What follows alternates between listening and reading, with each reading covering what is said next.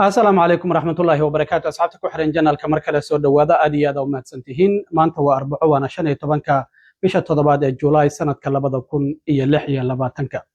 مقالكن ما أنت وحنا ربعنا ندي كل وذا قومت كم إذا الصومالي دي كويد إسلام مسق ماسقي فيدين أو فيوجر قبل كمينيسوتا أو دنبيجي سقرتي هذا بإمس الله عجاه يدولد أسوء علينا يا إمس أيانا لجو حكومي كرا وان إذا لو وذا جيا calanka cusub ee gobolka Minnesota oo hadda 2 sano jira ayaa muran weyn uu ka taagan yahay cunsuriyiinta waxay leeyihiin calankii Soomaaliya ayuuba u eg yahay qaar kamid ah degmooyinka gobolka Minnesota kuwa intay iska dajiyeen calanka cusub ayay kii hore saarteen kuwana wali muran ayaa ka taagan oo kii horena waa la dajiyay kan cusubna waa la dajiyay oo hadda waa calan la'aan arintaasina sidoo kale waan idin la wadaagaya maxay tahay fayraska ka dhashay bacteria qaar kamid ah saladka ama qudaarta la cuno oo 34 gobol ee gobolada Mareykanka ah saameeyay kaasi oo shuban daran ku sababaya qofku markuu qudaartaasi cuno qudaarta laga helay maxay tahay gobolada ilaa hadda uu gaaray gobolada uu ka soo bilaabmay iyo sidoo kalena inta qof oo isbitaal loo dhigay iyo inta kiis oo guud ahaan wadanka laga helayna waan idin la wadaagaya calaamadihiisa maxay yihiin maxaase lagu la talinaya dadka marka qudaarta ay soo iibsadaan in ay sameeyaan ay tahayna sidoo kale waan idin la wadaagaya siyaasadihii ciidamada ICE dadka marka gawaarida ay saaran yihiin ay qaban jireen oo hadda wax laga bedelay isla markaana si ku meel gaar ah loo joojiyay ciidamada ICE in dadka gawaarida saaran aysan qaban kadib markii toddobaadkii la soo dhaafay ilaa iyo 3 qof gacanta ciidamada ICE ay ku geeriyoodeen iyo sidoo kalena madaxweyne Trump oo isagu u hanjabay Iran toddobaadka soo socda hadii aysan miiska wada hadalka ku soo laaban Iran oo sidoo kale duqeysay saldhigyo waaweyn oo Mareykanku uu ku leeyahay Kuwait iyo Bahrain iyo Congress-ka oo miisaaniyad dheeri ah ka hor istaagay wasaaradda gaashaandhigana sidoo kale waan idin la wadaagaya balse marka hore soo dhawaada haddii aan ku bilaabo Cabdirashiid Biixi Dool oo kamid ah dadkii ku eedeysnaa kiiskii Feeding Our Future isla markaana ku eedeysan inuu qaatay lacag 1.1 milyan oo dollar ah ayaa isniintii dambigiisa qirtay Cabdirashiid waxa uu mutaysan karaa 3 sano oo xabsi ah isla markaana waliba dhaqdhaqaaqiisa lala soconayo laga yaabo in qaar kamid ah uu banaanka ku qaato iyo sidoo kale in uu bixiyo lacag gaaraysa ilaa iyo 250,000 oo dollar oo ganaaxa amaba sidoo kale waxa uu mutaysan karaa waxa la leeyahay xabsi ilaa 20 sano ah lacagta ganaaxa uu mutaysan karana waxa dacwadoogayaashu ay soo jeedinayaan Cabdirashiid in lagu xukumo ay dalbanayaan in 33 bilood ilaa 41 bilood oo 3 sano ilaa iyo 4 sano inta u dhaxaysa lagu xukumo isla markaana sidoo kale uu bixiyo lacag ganaaxa oo u dhaxaysa 15,000 oo dollar ilaa iyo 150,000 oo dollar maadaama horay wax dambiya uusan u soo gelin Cabdirashiid waxa lagu eedeynaya Cabdirashiid in uu Feeding Our Future uu dhahayay waxaan quudinaya caruur gaaraysa ilaa iyo 40,000 toddobaadkii intii u dhaxaysay bishii March ilaa iyo bishii December ee sanadkii 2021 waxaana sidoo kale lagu helay in isagu email uu isku diray 1 December ee sanadkii 2021 uu sheegayay caruur magacyo aan jirin inta uu qortay in isagu xitaa emailkaasi uu isku diray marka Cabdirashiid waxa sidoo kale uu ogolaaday inuu dawladda u soo celiyo lacag gaaraysa 356,000 oo dollar 514 isla markaana hanti ama guri uu ku lahaa Pelican Rapidsna dawladda ayaa kala wareegaysa marka Cabdirashiid oo ah qofkii 79aad ee dacwada lagu soo ogowalo meelaha qaar ay leeyihiin waa qofkii 78aad hadda dambigiisa ayuu qirtay isla markaana sidoo kalena waxa lagu eedeynaya lacag 1.1 milyan oo dollar xilliga la xukumayana garsooraha ayaa soo sheegi doona arinta Cabdirashiid hadii halkaasi aan kaga gudbo waxa muran weyn uu ka taagan yahay calanka cusub ee gobolka Minnesota 2 sano ayuu jiraa calankan cusub calankii hore waxa la dejiyay 11 bishii May ee sanadkii 2024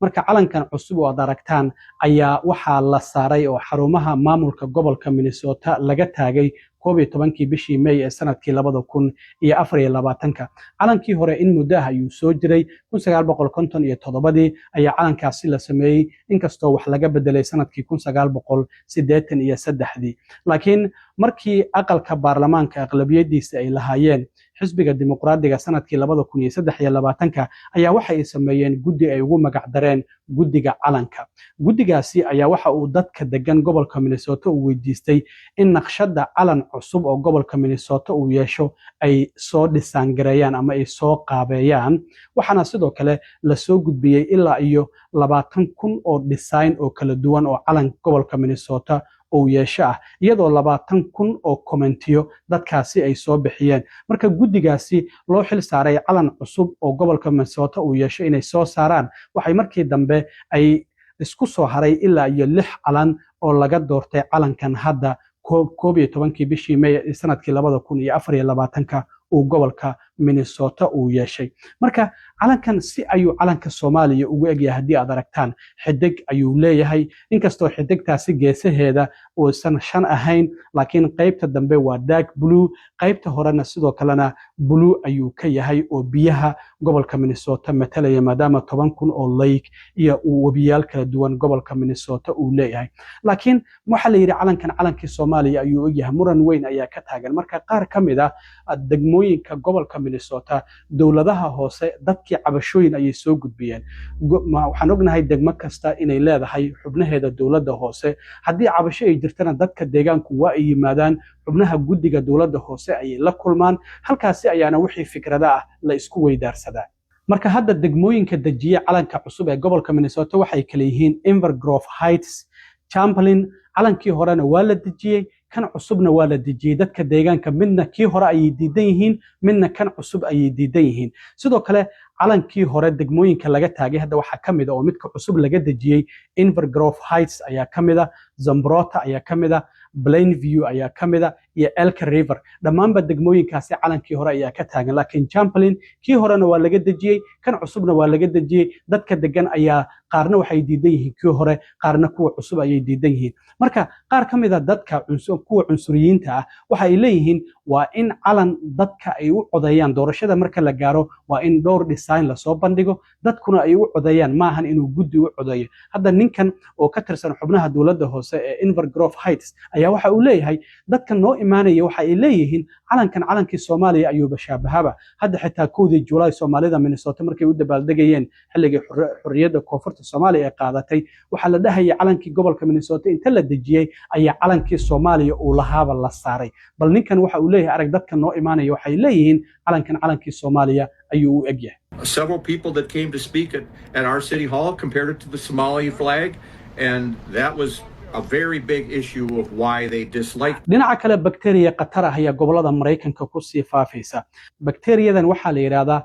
Cyclosporiasis, waxa ayna ka dhalataa biyaha ama cuntada. hadda waxa ay ku sii faafaysaa ilaa iyo 34 gobol oo gobolada Mareykanka. gobolada ay ka bilaabatayna waxaa ka mid ah bakteeriyadan Michigan, Ohio, West Virginia iyo weliba Kentucky. waxaa la leeyahay qaar ka mid ah saladka la cuno ama qudaarta la cuno ayaa ay bakteeriyadan ay ka dhalanaysaa. shuban daran ayayna leedahay oo qofka caloosha intay xanuunto xitaa musqusha uusan ka soo bixi karin. marka 34 gobol oo bakteeriyadan hadda ay ku faaftay waxay kala yihiin Alaska, California, Utah, Colorado, Nebraska, Kansas, Texas, Minnesota, Iowa, Arkansas, Louisiana, Wisconsin, Illinois, Indiana, Tennessee, Michigan, Ohio, Kentucky, Georgia, Florida, West Virginia, North Carolina, Pennsylvania, Virginia, New York, Connecticut, New Hampshire iyo sidoo kalena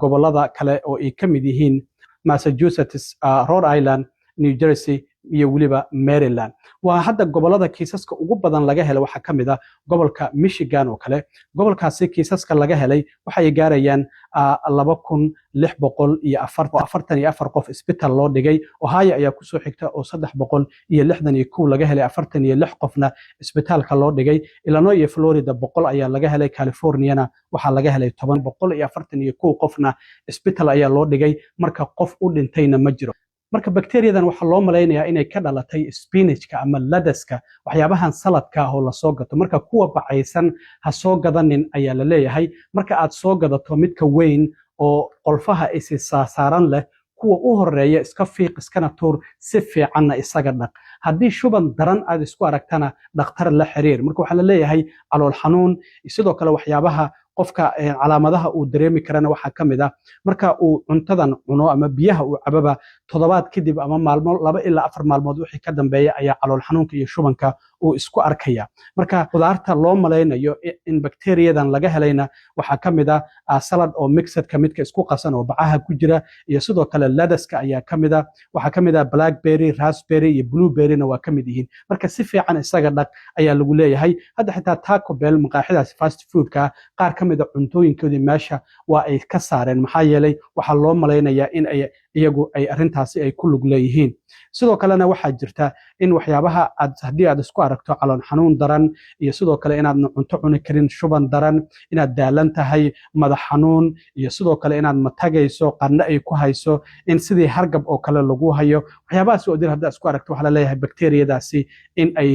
kugu dhacday ayaa loo malaynayaa marka waa inaad dhaqtar aad la xiriirtaa dhinaca kalena waxaan ognahay in ciidamada ICE maalmihii la soo dhaafay dad fara badan ay dilayeen arintaasina ay la xiriirto dadka gawaarida saaran markay istaajiyaan waxa ugu dambeysay hadda shalay San Agustin Florida in gas station ciidamada ICE 4 qof oo sharcilaan inay yihiin loo malaynayo ay arkeen kadibna ay ka carareen wada highway isagoo mid kamid ah oo goynaynin ilaa hadda magaciisa wadanka uu ka yimidna aan la sheegin iyo sidoo kale heerkiisa immigration kiintu ahaa in gaari taraaga uu jiiray isla markaana isla goobtii uu ku dhintay shalay marka maamulka Trump waxay sheegeen inay wax ka bedelayaan siyaasadoodii dhinaca traffic stop-yada oo qof gaari saaran haddii qof booliis oo aan u tababarnayn in la xiro qofkaasi uusan la socon in aysan istaaji karin si ku meel gaar ah siyaasadaasi ay meesha ay uga saareen waxaana sidoo kale madaxweyne Trump uu sheegay xitaa inuu diidan yahay in siyaasadaasi la joojiyo laakiin Tom Homan oo madaxweyne Trump uu xil saaran arrimaha immigration-ka iyo xuduudda ayaa waxa uu sheegay in siyaasad la bedelo aysan ahayn laakiin ay tahay in si ku meel gaar ah arrintan loo hakiyay waxa uu xaqiijiyay in dib loo soo celin doono haddaba waa kan isagoo ka hadlaya Tom Homan arrintaas It's not a policy change, it's a temporary pause. I'm confident they're going to get back to their policy of vehicle stops, but they're doing, what they believe is a necessary short-term pause just to look at it and make sure everything's good.